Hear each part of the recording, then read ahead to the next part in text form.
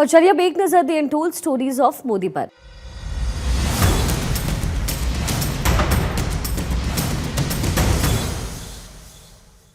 जब मोदी जी बेटी बचाओ बेटी पढ़ाओ अभियान चलाया उन्होंने, तो मेरे पिताजी ने कहा कि मोदी जी देश की बेटियों के बारे में सोच सकते हैं तो मैं अपनी बेटी के बारे में क्यों नहीं सोच सकता।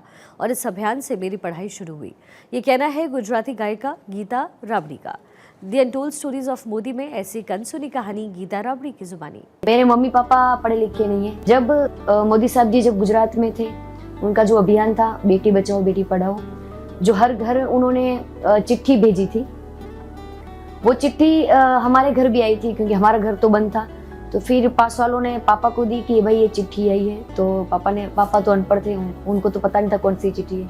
फिर उन्होंने वो दिखाई तो उन्होंने बोला कि हमारे जो गुजरात के मोदी जी साहिब हैं, वो ये अभियान चला रहे कि गुजरात की जो बेटियां हैं, भारत की जो बेटियां हैं, वो पढ़े लिखे, बेटी बचाओ बेटी पढ़ाओ अभियान था। क्योंकि पहले ऐसा ज़्यादातर बेटियां नहीं होती थी, वो ऐसे बचपन में मार देते थे, या फिर जिनकी बेटियां ज़्यादा होती है तो वो बचपन में शादी करवा देते, पढ़ाई लिखाई कुछ नहीं करवाते थे।